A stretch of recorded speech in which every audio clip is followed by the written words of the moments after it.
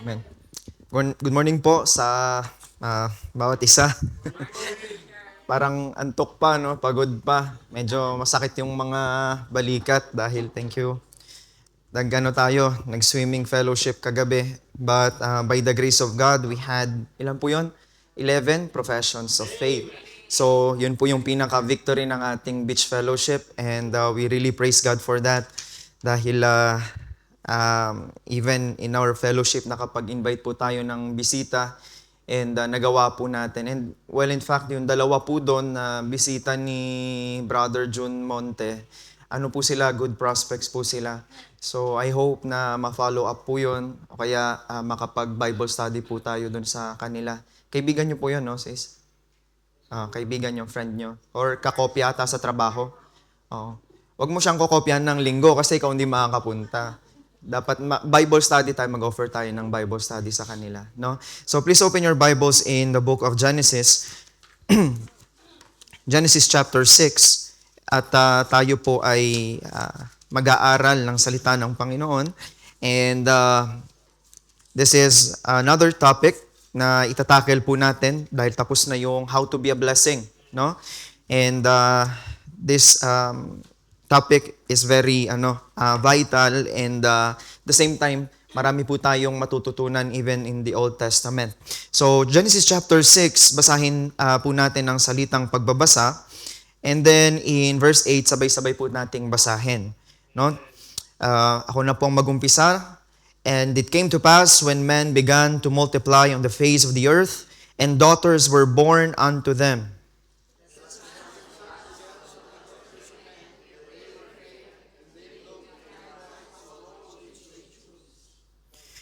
And the Lord said, My spirit shall not always strive with man, for that he also is flesh, yet his days shall be 120 years.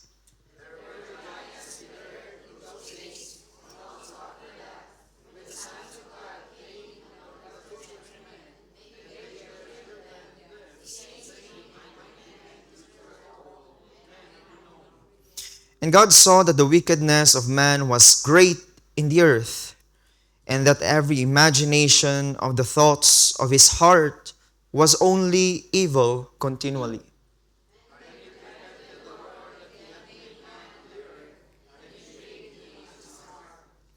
And the Lord said, I will destroy man whom I have created from the face of the earth, both man and beast, and the creeping thing, and the fowls of the air, for it repenteth me that I have made them altogether. Ready and read. But Noah found grace in the eyes of the Lord. Heavenly Father, we thank you, God, for this morning. Please guide us, lead us, Father, and help us to see the things, the principles that you want us to learn this morning. At dalangin po namin, Panginoon, linisin niyo po kami ng iyong banal na dugo ng Panginoong Hesukristo, Panginoon.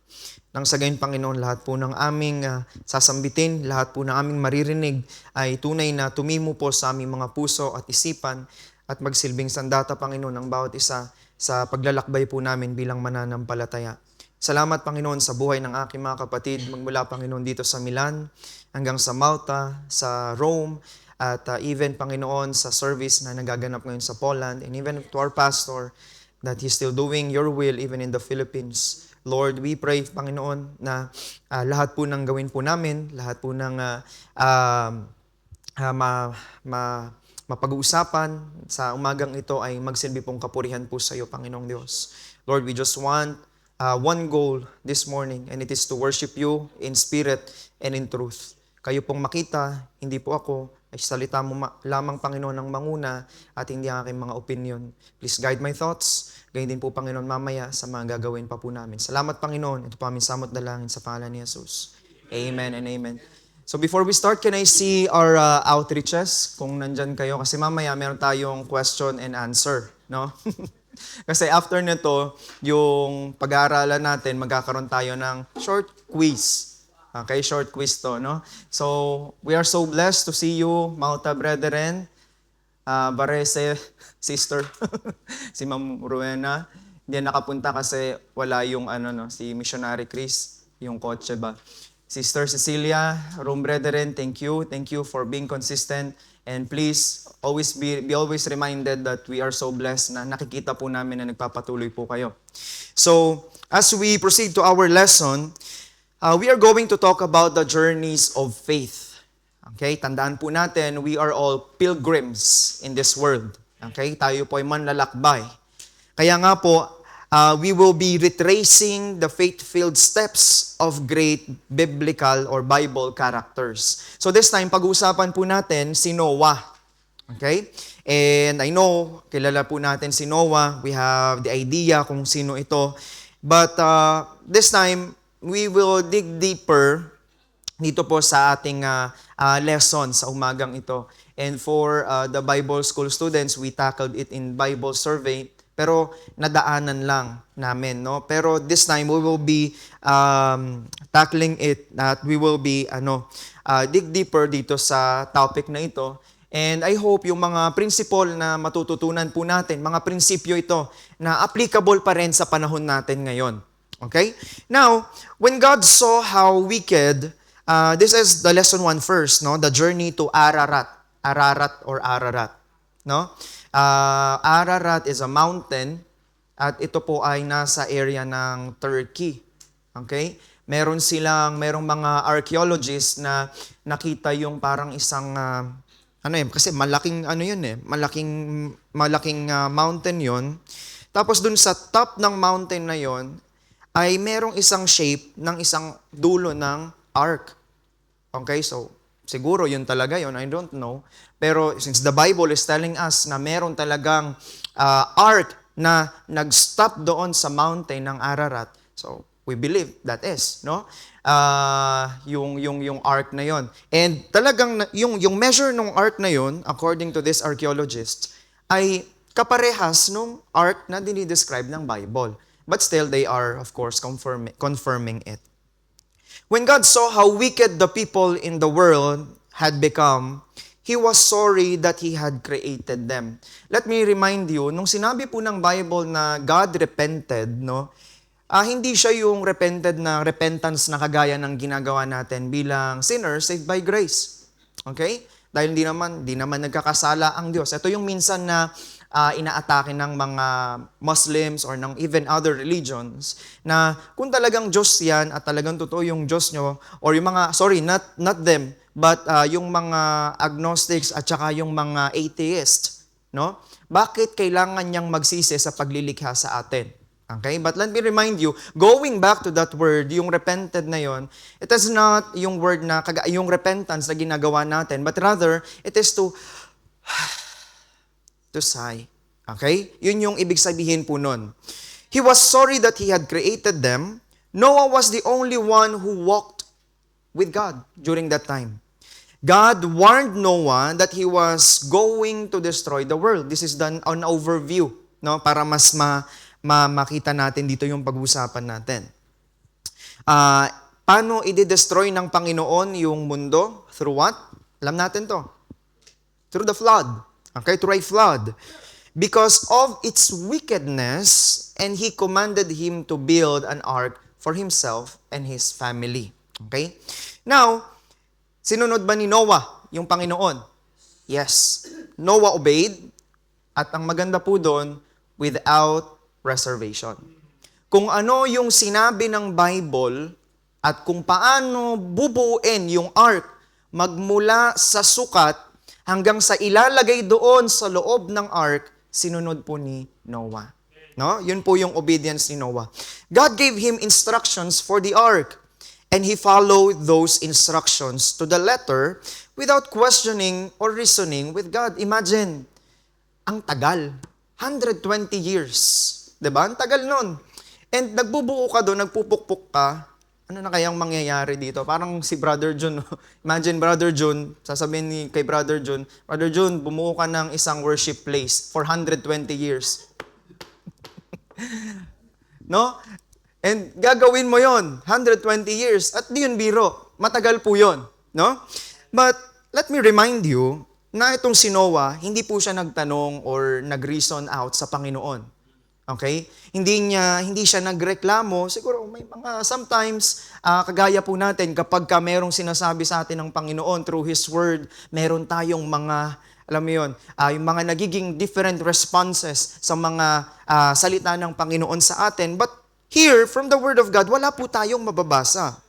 When the flood came, Noah and his family were safe in the ark. Okay?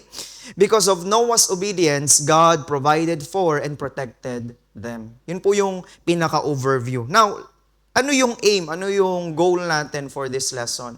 And my goal and my desire bilang teacher ninyo dito sa Sunday School is meron po tayong matutunan talaga.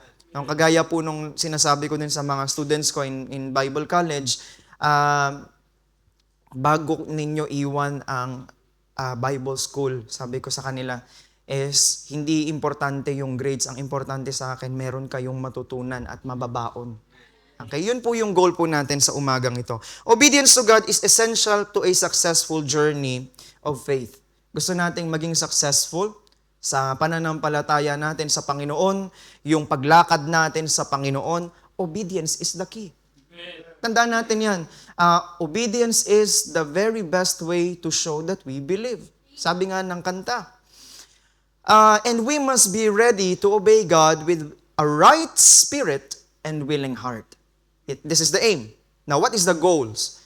At the conclusion of this lesson, students should first acknowledge that a corrupt heart will lead to a corrupt life. Because we know the reason kung bakit po pinahintulutan ng Panginoon na i-destroy niya yung mundo gamit yung flood na ito. And be thankful for the grace of God at work in our lives. Ito yung mga matututunan natin. Desire to be ready for any God-given task. Rest in the safety and security provided by God when we live in obedience to Him. And lastly, understand the picture of salvation found in the story of Noah. No? So ito yung mga matututunan natin and this is our goals. Now, our teaching outline is this. The reason for the journey. Ito yung una nating tatakel. Okay? Reason for the journey. Meron pong dahilan at merong purpose ang Panginoon kung bakit po tayo inilagay dito. Tandaan po natin ito, no? Whenever you forget about the purpose na para bang linggo-linggo na lang, pwede naman ako magpahinga kasi masasakit ang aking quads, hamstrings, masakit ang aking likod, yung ano ko dito, masakit kasi nag-swimming kami kahapon ng pagkatagal-tagal, nag-volleyball pa sa init. Pwede tayo magdahilan.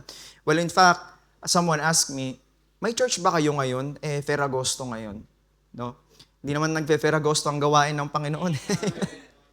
No? So, parang minsan matatawa tayo kasi that is parang convenience sa service nila, ng service ng Panginoon, no? But by the grace of God, whenever we forget about our purpose, tandaan po natin 'yon. Nilagay tayo ng Panginoon dito for a purpose. Tandaan po natin 'yon, mga kapatid, no? Pangalawa, the readiness for the journey. What if Noah was not ready for this journey? Bigla na lang dumating yung flood at hindi siya ready. Inabisuhan siya ng Panginoon, sinabihan siya ng Panginoon, ganito ang mangyayari, yet dumating yung flood, hindi siya ready. What would happen? So, the readiness for the journey. And lastly, the results of the journey. Okay, tatlong R.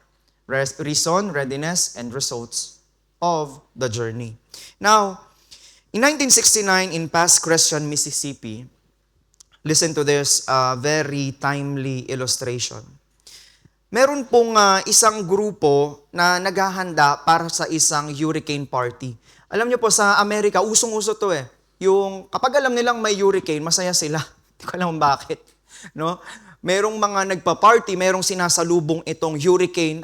When we say hurricane, alam niyo, tornado. No? Sa Italiano, uragano. Delikado to.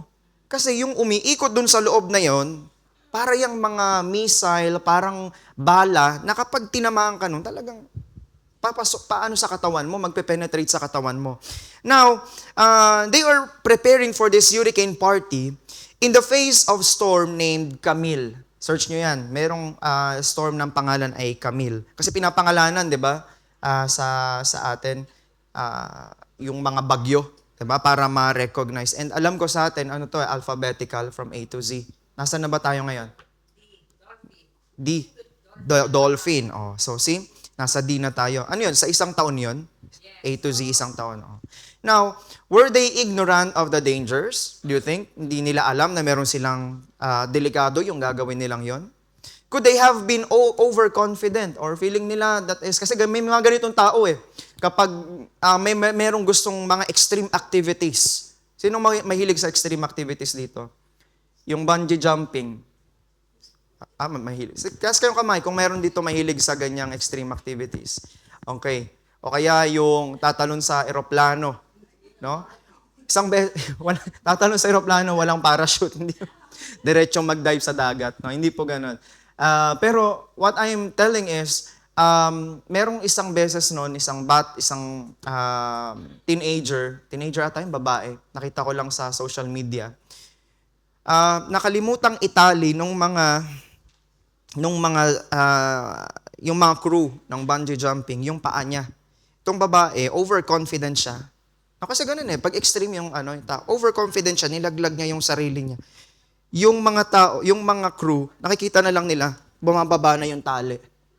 So, in short, namatay yung bata. Okay? So, she was overconfident, and even these people were overconfident.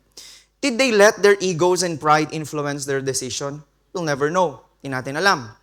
What do we know is that the wind was howling outside the pause of Richelieu apartment when Police Chief Jerry Peralta pulled up sometime after dark. Okay? Dumaan itong si Jerry Peralta.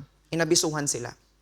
Facing the beach less than 250 feet from the surf, the apartments were directly in the line of the storm. Imagine, kung nandito yung, kunwari may bagyo sa Pilipinas, kumbaga, nandun yung mata.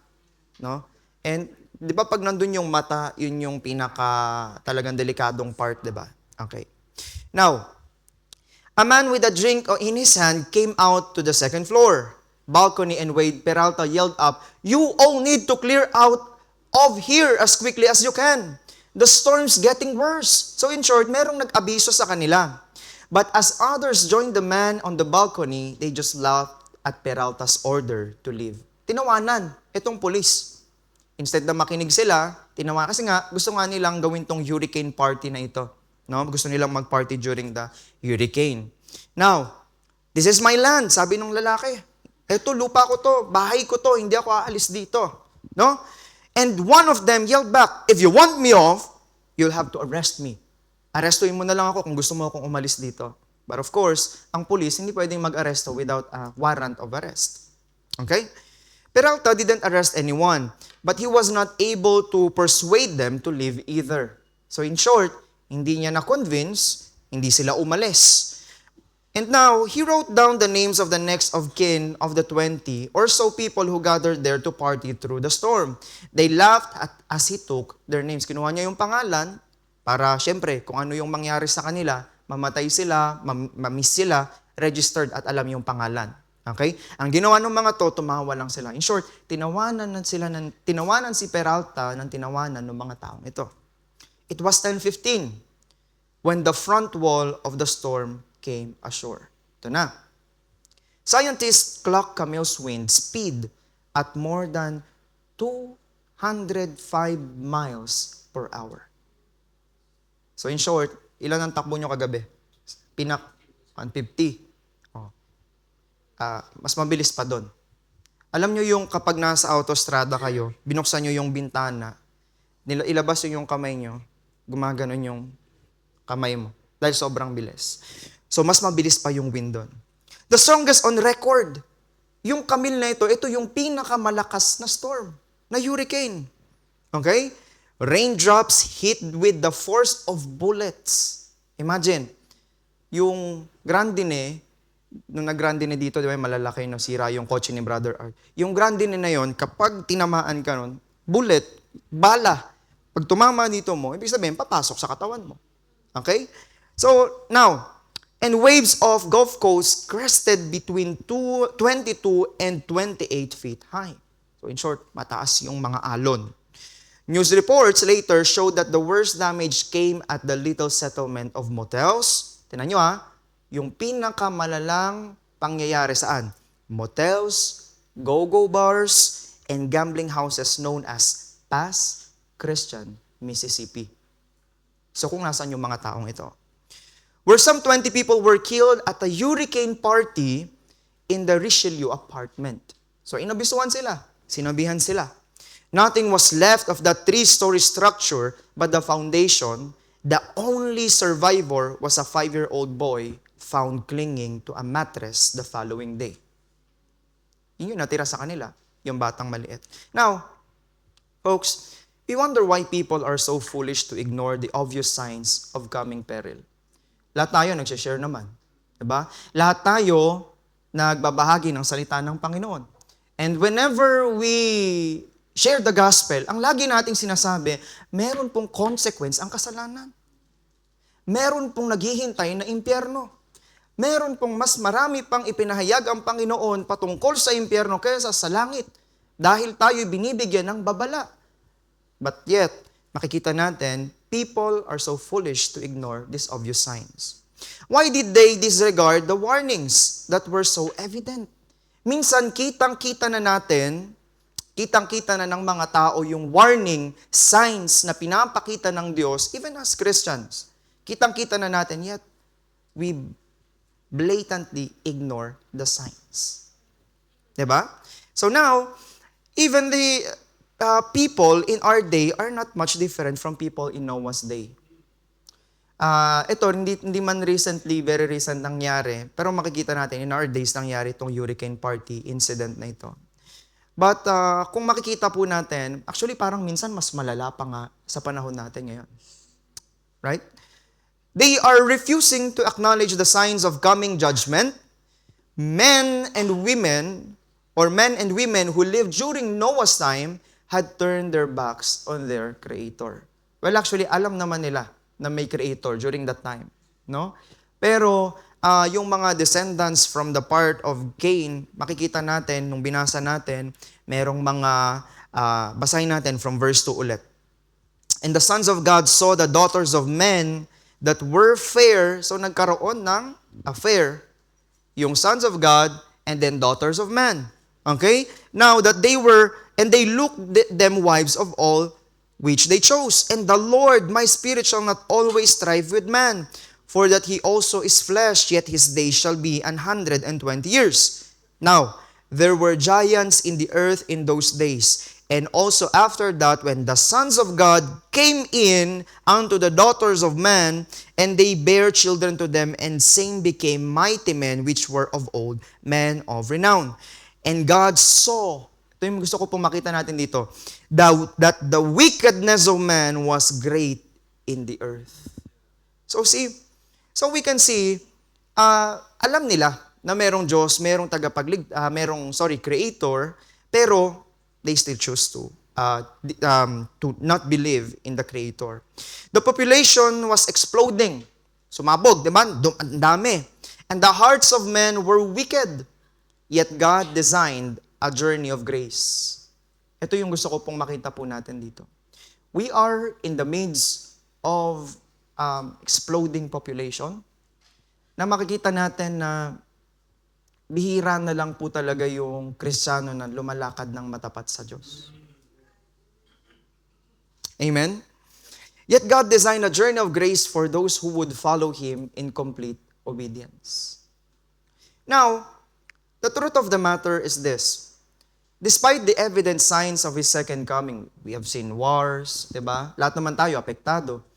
Pandemic, lahat ng mga yan. Yung pagtaas ng bilihin, you know it, you name it.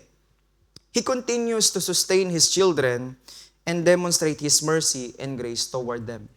Kumakain pa naman tayo. Amen? Just like Noah, mga kapatid, nung mga time na naranasan ito ni Noah, sinustain pa rin sila ng Panginoon. 120 years. And even during the flood. Ilang araw po yung flood? Sinustain pa rin sila ng Panginoon. Amen? Now, listen.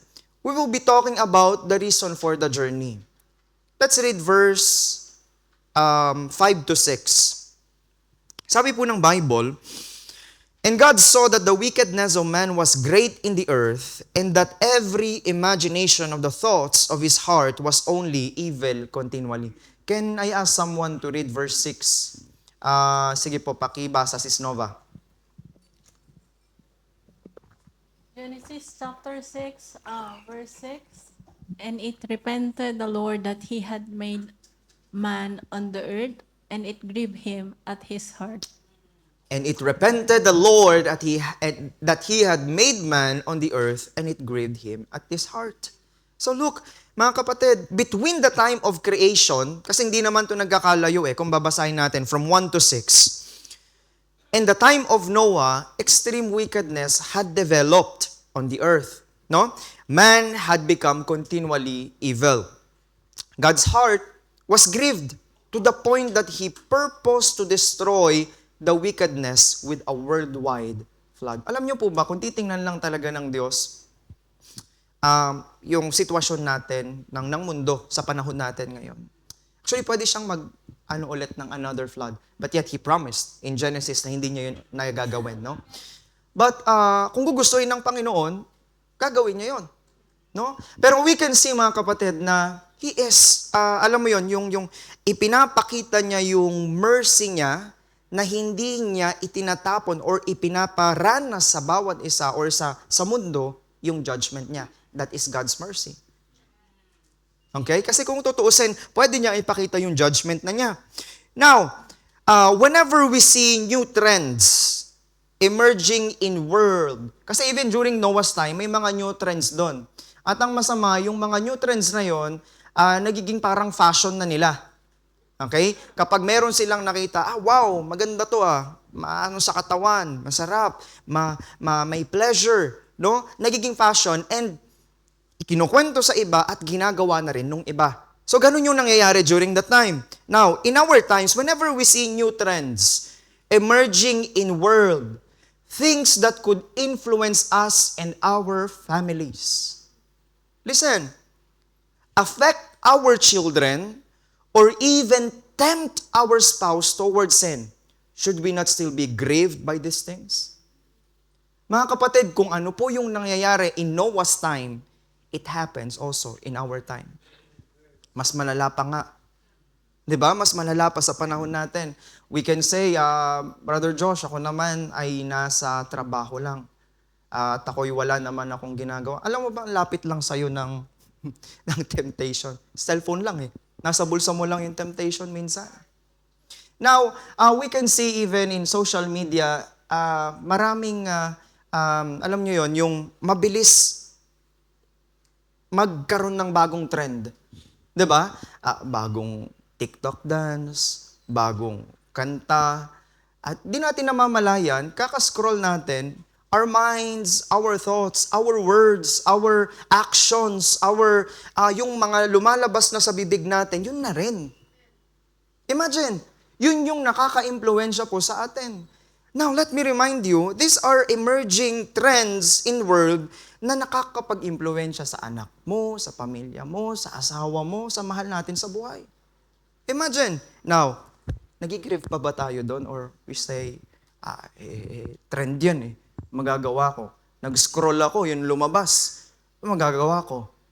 No? But let me remind you, algorithm is, yun yung nagdi-decide. Pag nag-stop tayo doon, meron ako nakita, hack on how to change your algorithm. Meron. O nga. You watch 6 times yung short video maybe about National Geographic. Yun, puro National Geographic na lalabas sa'yo. Kapag minsan tinempt ka ni Satan through your social media na may lumabas dyan babae, okay? Tapos, nagkamali ka kunwari, hindi sinasadya na panood mo. Okay? So, ironically, no? Para mawala yon, kasi susunod-sunod na yon, manood ka ng video na, I don't know, or preaching ni Pastor Cooper. Kailan si Pastor Cooper? Yung lagi kong pinapanood dati siyang North Valley member. Manood kayo ng 6 times. No? linisin natin yung mga newsfeed natin. Linisin po natin yung mga, yung mga, tawag dito, tawag doon? Yung mga video sa reels. Linisin natin yung reels natin. Not just in Facebook. Kasi nakikita natin, Facebook, nakikita ng mga kapatiran, kaya dapat malinis yung Facebook ko. Hindi. But also on IG, yung mga IG natin, yung IG ko puro mga tawag doon, hindi po pagkain. Puro outfit. Sabi ko parang na to kasi yung kakatingin mo ng outfit, parang nagiging yung bumili ng gamit. So I changed it sa mga ibang naman, sports naman. So tayo din magko-control ng mga emerging trends na ito, mga kapatid. At tayo din pong magko-control kung kokontrolin tayo nito o hindi. Okay? Even for our young ones, sa mga young people natin, sa mga phones natin, mga kapatid, we have to be careful for that. Because as Christians, we should be careful not to become so accustomed. When we say accustomed is yung nakasanayan, nakagisnan, no? To the things of the world that we no longer recognize that what is contrary to God's will. Yun ang mahirap eh. During Noah's time, hindi na nila ma-recognize alin ba yung taliwas sa kalooban ng Diyos at alin ba yung kalooban ng Diyos. And even in our times, it happens. We may be exposed to these things, but we should not allow them to shape our hearts. No? Again, let me repeat this. Na-expose tayo. Ilang oras tayo nagtatrabaho? 8 hours. No? Uuwi tayo, kung ikaw ay nag-gym, 1 oras kalahati ka lang sa gym, tapos pag-uwi mo ng bahay, magluluto ka, 30 minutes, and after that, another 30 minutes para kumain, and then, mas matagal tayo talagang exposed sa mundo kaysa nandun tayo sa loob ng bahay. Amen? And kahit nga minsan nasa bahay lang tayo, pero kung 24 hours ka naman nag-i-scroll, you are still exposed to the world. Amen? Now, makikita po natin dito that we may be exposed to these things, mga kapatid, and tandaan po natin, we are being exposed to the world, not for us to be influenced, no, by this world, but rather, we should not allow them to shape our hearts, our values, or the way we raise our families. No? Sometimes, I know, syempre, wala pa akong anak, no? Pero makikita po natin yung ways ngayon ng pagre-raise ng child is para mapatahimik yung anak is talagang tututukan ng cellphone. No? That's fine. Okay naman yon. But of course, kailangan magkaroon ng limit. No? Ganyan na ngayon yung pagpapalaki ng bata and on how we raise our families. In Romans 12:1-2, it reminds us, di ba? Alam natin to, memorize natin to, Discipleship 101 to eh. Pakibasa nga po, can I ask Sister Julia? Yung verse 1 and then verse 2, Sister Dina. Romans 12. Wala po dyan, pero kakinad ko lang. Romans 12:1, I beseech you therefore, brethren, by the mercies of God, that ye present your bodies a living sacrifice, wholly acceptable unto God, which is your reasonable service. Okay, and verse 2, ito yung pinaka makikita natin dito sa dito sa lesson natin. Romans 12, verse 1, chapter 1, verse 12. Chapter 12, verse 2. Chapter 12, verse 2. Yes. And be not conformed to this world, and be ye transformed by the renewing of your mind, that ye may prove that what is good and acceptable and perfect will Amen. of God. Okay, so paano po natin maintindihan? Be not conformed to this world, but be transformed by the renewing of your mind. Now, ang katanungan ko po sa bawat isa sa atin is, as we proceed to our lesson, are we still grieved by the things that grieve God? No? Are we still grieved by the things that grieve God? Kapag accustomed na tayo, sanay na tayo, kasi to maybe even in our homes, pag mag-isa tayo sa bahay, pag Pag nasanay na, mahirap po yung sanay na tayo, mga kapatid. Sa mga bagay na alam nating ayaw ng Diyos. Mahirap po yung masanay doon. Or have we become so familiar with them that they no longer trouble our hearts? Familiar na. Lagi naman napapanood, lagi naman napapakinggan, lagi namang sinasabi. So parang nagiging usual jokes na. No? Nagigrieve pa tayo doon. The Lord examined the heart of every person on the earth. Tandaan po natin, and found one righteous person. Sino po yun? Noah. Hindi dahil perfect or flawless itong si Noah. Tandaan po natin. He decided to send a flood, but he would save Noah and all who would heed his warning. No? Now, this is the truth. In the midst of an unrighteous world, will God find a faithful servant? No? Sa bawat isa po sa atin, will God find a faithful servant? Mag-isa ka sa gitna ng mga katrabaho mo. Ano ka? Mag-isa ka sa gitna ng taong palamura. Ano tayo? Amen? Mag-isa tayo sa gitna ng mga taong walang Diyos sa buhay. Ano tayo? So ito yun. Ito yung pinaka-challenge po sa bawat isa po sa atin. And this Sunday school, this message is for every one of us. Even for your teacher. No? When you are surrounded by people, kasi 8 hours trabaho ka, you are surrounded by people. Okay? Sa school. Don't know. I don't know, sa company mo, sa pinagtatrabahuhan mo, sa mga taong nakakasalamuha mo, nakakausap mo. Okay? Even sa phone, hindi lang yung in person. Even sa telepono. When you are surrounded by people who do not honor God, will you still stand for what is right? When no one is watching, will God still find you faithful? Ito yung mga katanungan po sa atin dahil even in times of Noah, yun yung makikita po natin sa buhay po niya. Okay? Now, in Genesis chapter 6 verse 7, pakibasa mo nga po sis. 7 and to 8. 6, 7, 8. Yes. Chapter 6, 7 to 8. And the Lord said, I will destroy man whom I have created from the face of the earth, both man and beast, and the creeping thing, and the fowls of the air, for it repented me that I have made them. But Noah found grace in the eyes of the Lord. Amen. So, yung the rest ng world, kahit animals nga kahit yung mga living, creeping beasts na ito, nakita po natin, sabi ng Panginoon, I will destroy. Amen? Kahit yung mga ito. But merong isang tao, Noah found grace in the eyes of the Lord. Ito yung principle, ito yung application dito Kung susunod tayo sa kalooban ng Diyos, makakaasa tayo na iingatan at poprotektahan niya tayo sa mga panahong ipinapakita niya ang kanyang kapangyarihan. At hinahayaan ng mga pagsubok na dumating sa mundo, naalala natin yung pandemic, gaya nung naranasan natin ng pandemic. We are all sustained. Amen?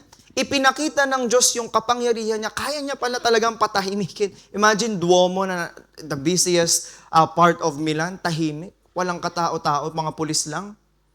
Imagine yung street na wala talagang katao-tao. Kaya pala talagang ipakita ng Diyos. And ang makikita natin dito is on how God is sustaining us. Ang pinakadahilan kung bakit tayo inilagay ng Diyos sa ating paglalakbay sa pananampalataya ay upang makita siya sa ating mga buhay kahit tayo ay namumuhay sa gitna ng isang suwail at tiwaling mundo. Yun pala yun talaga. And it is the reason why God used Noah during his time. No, during Noah's time. It is to see God's faithfulness. Para makita po yung Diyos. Yun po yung dahilan. Hindi po, it is not for us just to be exposed. It is not for us just to be influenced by these worldly things. But rather, mga kapatid, para makita po yung Diyos sa buhay po natin. Let us reassess the various reasons or purposes for our journey. Firstly, corrupt hearts. There were corrupt hearts during this time. Marami po. Amen? Now, in the beginning, God created Adam and Eve without sin. Alam natin to 'di ba? Na napag-aaralan natin to. This holiness allowed them to enjoy fellowship with God. No? Satan, disguised as a serpent, spoke to Eve and tempted her to disobey God's command. 'Di ba? Inutusan, sino una nagkasala, babae o lalaki? Huwag na nating pag-awayan to. Babae. Tama ba? Para sa akin, babae. Preacher Jodel, para sa'yo, sino po? Lalaki? Lalaki, yes. Lalaki po yung una nagkasala. Alam natin to, no? Eve, using her own reasoning, rationalized her disobedience. No, ni-rationalize niya. She gave the fruit to the tree to Adam kasi minsan pinag-aawayan. Hindi, binigay ni Eve yung fruit kay Adam eh. No? Hindi. Si Eve ang nagkasala. Hindi, si Adam kasi si Adam hindi binantayan yung asawa. Pero totoo yun po talaga yun. Yun talaga yung rason. Kasi binigyan si Adam ng authority na bantayan. Ang problema, hindi niya binantayan ang kanyang asawa. Kaya kita nyo si Preacher Hermie, binabantayan si Dapia lagi. Diba? Yun po yun. Now, Eve using her own reasoning, rationalized her disobedience. She gave the fruit of the tree to Adam. And he ate it. Dahil masunurin ng asawang lalaki sa asawang babae, kinain naman niya. Diba? Dapat lang. Because of their choice to sin, they experience spiritual death. Alam natin to, pero kailangan nating ma-review. Losing their fellowship with God. So whenever we disobey, tanda natin, whenever we sin, whenever we do things that doesn't glorify God, tandaan natin, lumalayo po yung fellowship natin sa Panginoon. At yun yung pinakamasaklap eh. Alam natin, we know that we are saved, we know that we have the relationship with the Lord, pero alam din natin, karnal tayo. Yun yung pinakamahirap na parte. At ang mahirap, para ka lang nagbabike dyan eh. Nagbabike kami last time, no? Yung paakyat, ang hirap-hirap. Ang sakit sa binte, tas ang bagal mo pa. Pero pagka bumagsak ka, bilis lang. So parang ang tagal mong nahirapan, umakyat, para makabangon, makapag-ano ulit. Tapos yung pagbagsak mo, ang bilis lang. It is just like in our Christian life. Ang bilis bumagsak, ang hirap umahon. Amen? Kaya nga, makikita po natin dito, they experience spiritual death at they lose their fellowship with God. After the fall, the population of the world began to multiply rapidly. Di ba nangyari na itong fall of man? Dumaming na yun yung tao. And the inward and habitual sinfulness multiplied just as rapidly. Ang bilis. No? Now, alam natin to, di ba? Si Adam, at sino po yung anak ni Adam? And then, si Abel namatay, and then nagkaroon ng mga descendants. Okay? Now, Genesis 6:5 states that every imagination of their hearts was only evil continually. Pagka binasa po natin yung Hebrew nito, very interesting. The Hebrew word for imagination, okay, is this. It refers to fashioning pottery. Ibig sabihin mga kapatid, wala nang grievance, wala na silang nararamdaman na any conscience pagdating sa kasalanan. Di ba, when God created man, merong binigay ang Panginoon yung the dangerous gift sa tao, that is our volition. No? And meron tayong mga merong self-consciousness na meron silang dapat alam nila kung ano yung tama at mali. And we can see here, mga kapatid, fashioning pottery, it means make wickedness fashionable. So kumbaga, kung ang fashion sa panahon natin ngayon is magdamit ng baggy, magdamit ka ng old money style or anything na anong style na gusto mo, makikita mo doon na sa kanila, ang sinusuot nila, kasalanan. At talagang pag fashion, sinabi na, yayabang ko to. Yan ang fashion eh. Pagmamalaki ko itong fashion na sinusunod ko, itong trend na sinusunod ko. No? And we can see here rapidly, the people of Noah's day were truly corrupt and abominable. Kaya nga mababasa natin in Psalms chapter 14, verse 1, dinescribe ito ng psalmist. Can you read, sis Samantha? Psalm chapter 14, verse 1. The fool had said in his heart, "There is no God. They are corrupt. They have done abominable works. There is none that doeth good." So see, in just 1,656 years, bali ilang generations po yun? Sampung generations. All of humanity had become corrupt before God. Ang bilis. Even in our times, ang bilis-bilis ng trend. Amen? Kung dati ang criminal rate, ang edad ng isang bata ay, alam niyo yun, mataas yung edad, no? 20 pataas yung mga gumagawa ng crimes. Ngayon, 13 ang pinakaano sa Pilipinas.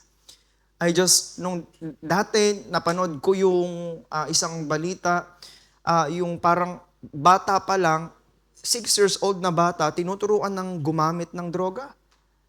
Imagine, kasi mas mahal, mas mura ang droga kaysa sa bigas. So imagine mga kapatid, this is the corrupt world na kung saan din tayo nabubuhay. Amen? Imagine dito sa Italy, ang isang turok, €2 na lang. Para lang mas maano yung matanggal yung gusto yung tawag doon yung gusto na katawan ng drugs, 'di ba? Yung nagigil sa sa ganyang bagay. Now we can see hawaan ng kasamaan, no? During Noah's time. And it is really described by the psalmist, no? And God had become so grieved with the prevalent wickedness, and sadly, He purposed to destroy the world with a flood. Ibig sabihin, talagang pag naglinis tayo ng kotse, 'di ba? Gusto natin talagang malinis. 'Di ba? Si Father Joe. Gusto natin talagang malinis yung kotse, dadaanan mo ng tubig 'yan. Lagyan mo muna ng sabon, and then after mo lagyan ng sabon, hugasan mo ulit, tapos lalagyan mo ulit ng sabon, pupunasan mo. Pagkapunas, banlawan mo ulit. Hindi pa tapos 'yon, babalik pa ulit 'yon. Ang i-spray naman yung pampakintab. No? Imagine, the flood was just like that. Nilinis ng Diyos yung mundo. No? Nilinis ng Diyos yung mundo. God takes sin. Ito yung nakita ko dito God takes sin and corruption seriously. Grabe. Grabe pala talaga. But He also sees and honors those who trust Him and walk faithfully before Him. Yes, God hates sin, pero He also honors those people, those believers na lumalakad po ng may katapatan po sa Panginoon. Tandaan po natin ito. Whenever we hear the biblical story of Noah, ano yung unang pumapasok sa ating isip? Flood. Diba? Flood. Or, hindi lang yun, ark. But brethren, there is a deeper message in this account. Meron The story is not merely about an ark that survived the waters or a flood that destroyed the earth. No, hindi lang po yun. At its heart, yung pinakapuso, it reveals that God hates corruption and wickedness. Yet, He looks with favor upon those who live righteously and walk faithfully with Him. Yun yung maganda po dito. So, as we see this world, o yung mga, alam natin, yung as we walk in this journey, makikita po natin na merong binibigay sa ating standard yung Bible on how we should walk. There's also an important balance. Scripture does not teach that Noah was saved because he was morally flawless. Ito yung sinabi ko sa inyo.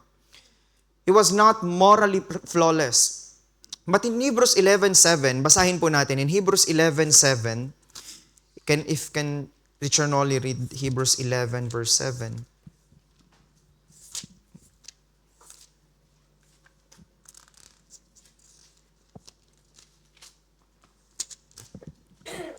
Hebrews 11, verse 7, by faith Noah, being warned of God of things not seen as yet, moved with fear, prepared an ark to the saving of his house, by the which he condemned the world and became heir of the righteousness which is by faith. See?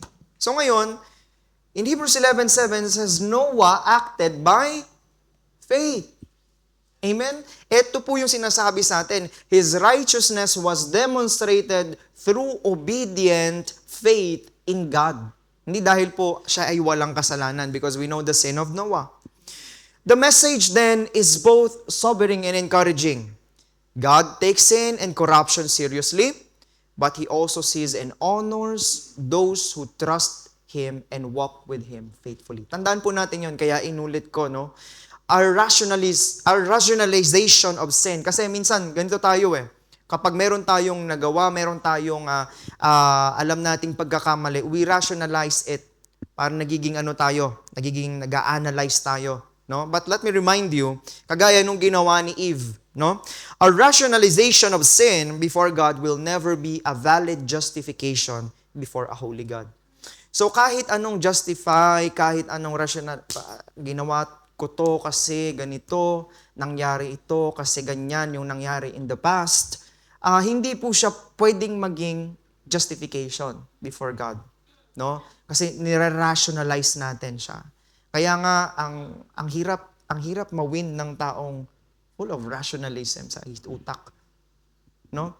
Na parang especially parang yung may nakatapos ng pag-aaral, talagang matalino yung scientist na alam mo yon, talagang may napag-aralan siya. Ang hirap, 'di ba, i-win kasi parang lahat ng sasabihin mo meron siyang i-rationalize niya yung sinasabi mo. No? So, o kaya i-contrast niya yon through his rationalism. Kaya nga, tandaan po natin, yung sobra sa is hindi rin maganda. Rationalizing sin is a byproduct of a corrupt heart. Tandaan natin yon. The reason why is it is a byproduct of a corrupt heart. We may convince ourselves that what we are doing is right. Tama naman, tama yung intention ko, tama yung concern ko, tama yung ginagawa ko, okay naman dahil ang rason kung bakit ko to ginagawa kasi ako'y nagbuhay ng 20 bata sa Pilipinas, kaya ako'y ganito ka-strong, kaya ganito ang ugali ko kasi ganito ang naranasan ko nung nakaraan. Yes, we can say that, pero tandaan po natin, but our own reasoning cannot change what God has declared to be wrong. Hindi siya talaga, it cannot. Kaya nga in Mark 7:20, chapter 7 verse 20 to 23, Mark chapter 7 verse 20 to 23, pakibasa nga Sister Marites.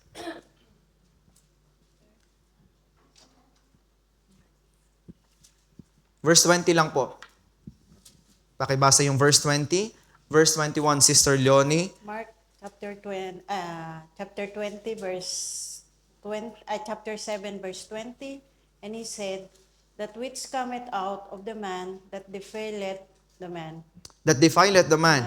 Verse 21, Sister Leonie. Verse 21, for from within, out of the heart of man, proceed evil thoughts, adulteries, fornications, murders. Sister Laika, 22. 22, thefts, covetousness, wickedness, deceit, lasciviousness, an evil eye, blasphemy, pride, foolishness. Okay, Sister Eden Grace, pakibasa yung 23. All these evil things came from within and defiled the man. See, saan po nanggagaling? From a corrupt heart. Amen? From a corrupt heart. So now, makikita natin kung para sa puso natin ay tama, para sa atin tama, ngunit mali naman sa harap ng Panginoon, hindi pa rin ito sapat upang masabi nating tayo ay maayos o matuwid sa harap ng Diyos. Kasi iba po yung sa ating kaisipan, iba din sa Diyos. Sincerity does not make sin righteous. Our feelings and reasoning do not determine what is true. God does. Okay? And therefore, we must examine our hearts. Let us examine our hearts according, of course, to the Word of God. Makita natin mamaya during preaching, during Sunday school, during devotion ni Brother Jason, we have to examine our hearts. Na huwag nating sayangin yung Sunday upon Sunday natin sa church. Actions according to His Word and our obedience. Yung obedience, yung pagsunod po natin sa Panginoon. Rather than using our own understanding to justify what God calls sin. Wag na tayong mag-rationalize, no? But rather, let's submit in obedience to the Lord. Lastly, before we proceed to other points, is corrupt lives. We talked about corrupt hearts, at yung pangalawa po is corrupt lives. Of course, kapag corrupt ang puso, even yung actions, yung life po natin is magiging corrupt na din. A corrupt heart will produce a corrupt life, and so was the case in Noah's days. Ano yung unang na-corrupt sa kanila? Heart. And what happened? Lumabas na sa actions. At ang problema, nagiging fashion. No? I hope hindi yun mangyari dito sa church. No? If we will be fashioning, dapat yun yung righteousness ng Panginoon. Kung makaka-impluwensya man tayo, yun po yung katapatan, yung righteousness po ng Panginoon. We can see also that sin was rampant. It had become accepted, even fashionable. No, yun po yung sinasabi natin kanina. Fashionable. Naging fashionable yung kasalanan. There seemed to be no limits or restraint. No? No limits. During Noah's time, sin went from being exceedingly repulsive to being tolerated and eventually accepted. Parang tinanggap na. Kasi nga, trend eh. No? However, it is important to know that our world today can be described in much the way. In Luke 17:26, it says, "And as it was in the days of Noah, so shall it be also in the days of the Son of Man." No? Today, we are living in a world in which so much is built around fleshly pleasures. 'Di ba? Parang, alam mo yon, punta ka lang ng mall, temptation na yung gusto mong, alam mong, yung pera na hawak mo is for the Lord or tithes, offering mo, or kinumit mo na, and then magagastos mo. That is a temptation. We know that today we are living in a world in which so much is built around fleshly pleasure and evil desires. And believers have come accustomed to the sin that is around them. Parang alam natin na kasalanan yung, alam nyo yun, yung relasyon between man and man.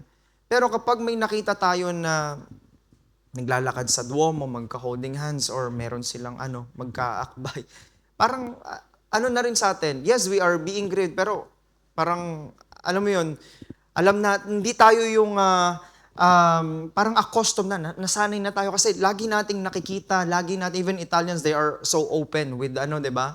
Yung mga bagay-bagay na mga ganyan. So, parang, we become accustomed to the sin that is around us. Now, Noah's righteousness condemned the wicked world around him. He condemned. Okay? And let me remind you, again, the wicked. Okay? Hindi natin, tayo bilang Kristiyano, we should not being judgmental. No? Tandaan natin, kaya nila yung nagagawa because of corrupt heart. That byproduct nun is what? Corrupt lives. Okay? And syempre, hindi tayo ganun. Yak. Dapat nga, the more na mag-grieve tayo, and yung result ng grieve na yun is, mag-share tayo. Amen? Yun po yun, mga kapatid. That is the goal. Noah's righteousness condemned the wicked world around him. His example of obedience to God was contrasted to folly of the world's wickedness.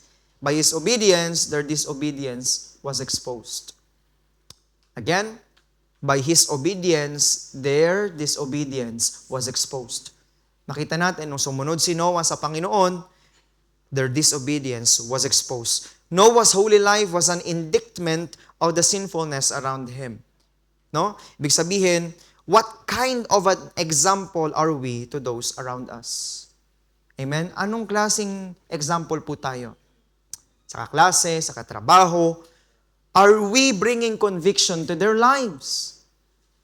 Are we bringing conviction to their lives by our consistent godly example? No? Masasabi ba na, ito matindi to, matindi ang conviction nito pagdating sa simbahan, matindi ang conviction nito pagdating sa gawain ng Panginoon. Hindi ito aalis during worship service. Amen? Hindi ito magtatrabaho during Sunday. Yan ang conviction niyan, yung taong yan. At ang nagsasabi pa nun sa'yo, unbelievers pa. No? Now, makikita natin dito mga kapatid, na may we never grow accustomed to the blatant sinfulness of our day. Huwag tayo pong masanay. And may we strive to live a holy life in the midst of a perverse and wicked culture. Amen? We are living in a wicked culture. But by the grace of God, we are not following their culture. We're following the biblical culture.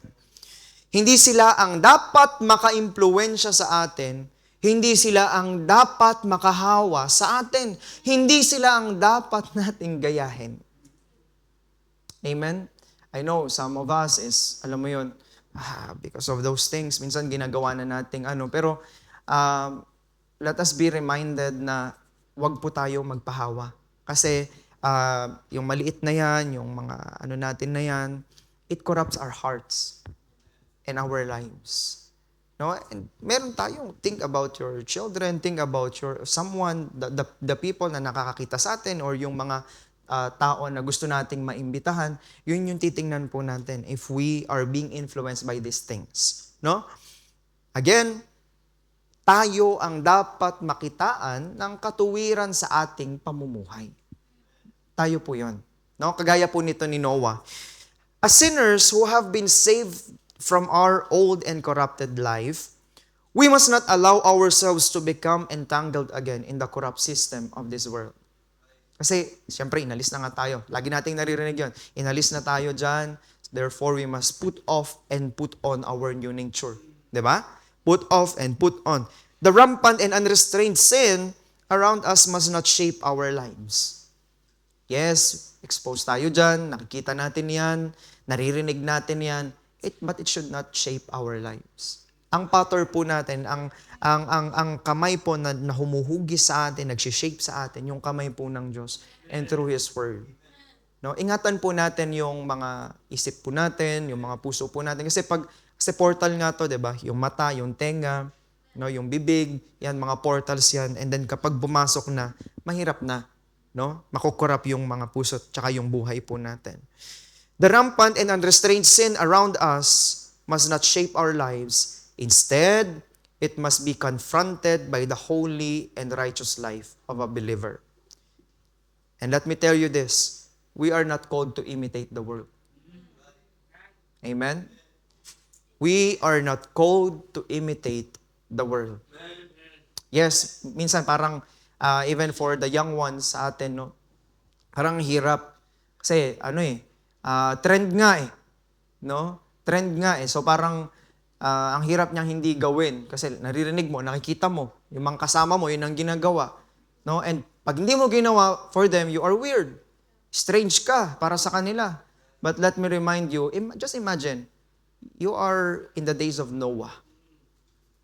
No? Lahat ng nakapaligid sa'yo ay ganun.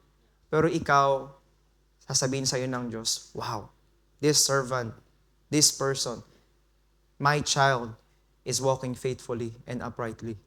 Amen? Now, we are not called to imitate the world. We are called to be godly example in the midst of it. Our lives should reflect the transformation that Christ has made in us. Na-transform na po ba tayo? Amen? Amen. So that instead of being influenced by the darkness around us, we become a testimony of righteousness, holiness, and obedience to God. So yun po yung dapat mas nakaka-impluwensya, no? Yung yun dapat ang nagte-trend sa buhay ng mga believers. Holiness, righteousness, and obedience to God. Ala na to, hindi na to magte-trend sa mundo. Pwede ba nating tong sa mundo? Na righteousness, holiness, at obedience sa Panginoon ang mag-trend. While in fact, mas madaming tao sa mare kaysa sa gawain. Why? Because ibang trending ngayon. Amen? But by the grace of God, no, ito yung dapat na mag-trend po sa buhay ng bawat mananampalataya. So, we talked about yung first point natin? The reason for the journey. No? Tandaan po natin yung purpose po natin. No? At pangalawa is readiness for the journey. But of course, huwag kayong mag-alala kasi hindi ko ito tatapusin dahil sa next week itatakal natin to. The greatest decision in Noah's life was not his decision to build the ark. Kala natin, di ba? Yun ang ang decision na ginawa niya na, sige Lord, ako mag-build ng ark na yan. Akong gumawa niyan. Hindi po yun. No? Tandaan po natin, it was his decision to walk with God. It was not that he decided to build the ark, but because he decided to walk with God. No? Nung nagdesisyon po tayo na lumakad kasama ang Diyos, diyan po nagsimula yung journey mo, Brad, bilang mananampalataya. No? And these are all warnings sa bawat isa po sa atin that nangyayari yung corrupt hearts at nangyayari yung corrupt lives. Now, it was his decision to walk with God. Before God can use us greatly, He must prepare us greatly. Amen? Noah was a man who was prepared and ready for an assignment from God. He developed a true relationship with God that prepared him for the journey of faith on which he would embark. What if God will tell you na merong ipapagawa sa iyo yung Panginoon? Ready ka ba? Amen? That is the question. Ready because of his walk? No? Yan yung pag-uusapan natin next week. In fact, in verse 8, sabi, but Noah found grace in the eyes of the Lord. These are the generations of Noah. Noah was a just man and perfect in his generation, and Noah walked with God. At pangalawang pag-usapan natin next week, ready because of his will. So ready because of his walk and ready because of his will. And after this, magkakaroon po tayo ng short question and answer or quiz. No, para tingnan ko kung anong matutunan nyo. Biro lang. Hindi to Bible school. Sige po, meron po ba kayong katanungan? We have 10 minutes.